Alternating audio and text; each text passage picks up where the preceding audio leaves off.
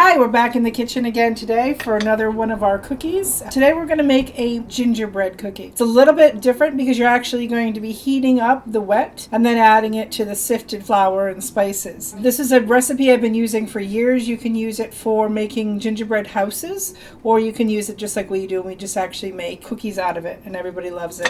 You're going to take a half a cup of shortening.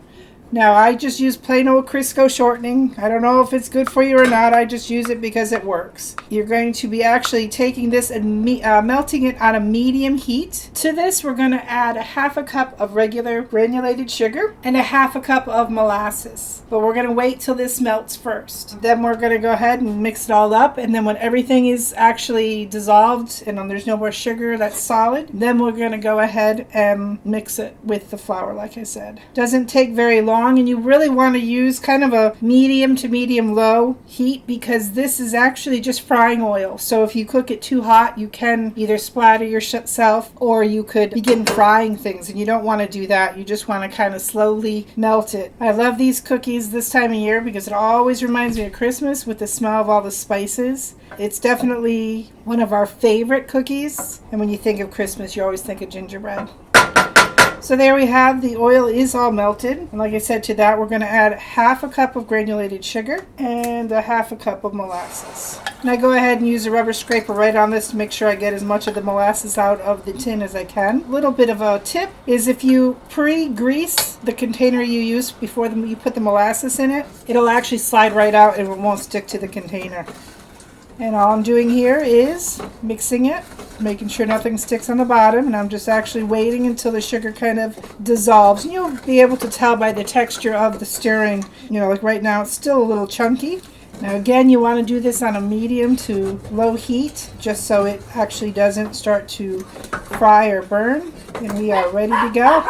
Okay, so we just removed this off the heat and we're bringing it over to where our dry ingredients are. Now for our dry ingredients, we're going to use 2.5 cups of just normal flour, all-purpose flour, and to that we're going to add some spices. If you want to make a big batch, if you're making a gingerbread house, I would recommend doubling this recipe. It'll make a good, like a normal size house with all the little extra bits. But right now we're just doing 2.5 cups of flour, and to that I'm going to add it to our sifter. And then to the flour, I'm going to start by adding 1 teaspoon baking soda and 1.5 teaspoons of ginger. There is a little bit of salt, and because I'm not using salted butter like I usually do, I go ahead and I actually put a little salt in here. I also put some cinnamon, some clove, and some nutmeg, and we'll have the actual ratios of what we use popping up in just a moment. So we're going to put all those in.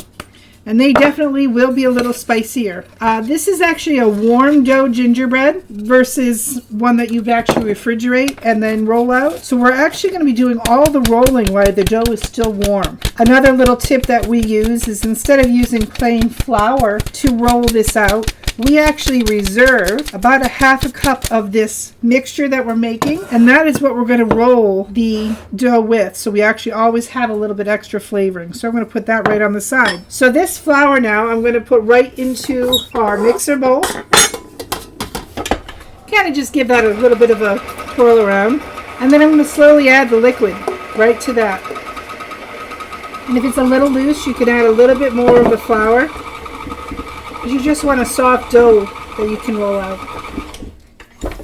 And you have a nice golden brown dough. And the trick with this is you actually want to roll it right onto the baking sheets that you're going to use. You can do one of two things. You can lightly grease it, or you can put parchment paper down. I tend to use parchment paper only because then the cookies won't stick. So what I'm going to do is take a little bit of this right on my counter. And I'm going to go ahead and knead some of that flour in. You don't have to knead for very long. It's just basically to incorporate some of the flour and make the dough workable. Now usually when I make a full recipe, I will take this dough and divide it in half, make it into 2 different balls, and from those 2 different balls I will then use 1 ball at a time to make my cookies for the gingerbread house. And I'm actually liking the way that feels. Now the thing is, you want to try to make these cookies about 1/4 inch thick. So you can actually get like rulers and put them on the side. You can try to eyeball them. To me, they're just cookies, so kind of roll them out till the thickness that you think they look good at. And of course, nothing is gingerbread without gingerbread shapes. I just go ahead and kind of space them all around, try to get as many as I can out of the cut dough. The thing that's nice about cutout cookies is there is no right or wrong. And you can reshape the dough into a ball, roll it out again, and keep going. All right, so now these are ready to go into the oven. Like I said, probably about 10 minutes, and then I'll check them. All right, so I'll see you in 10 minutes. Okay, they're out of the oven. They're just starting a little bit brown around the edges, so they're perfect. And there you have it, simple, easy gingerbread cookies. I allow these to cool about 2 minutes on the pan before I actually move them over to the cooling rack. My family likes them just the way they are, so without decorations. But when they were little, we used to decorate them a lot. And on our website, you'll find the recipe for the royal icing that we use. And hope you enjoy these and a little bit of Christmas cookies for you. Happy baking!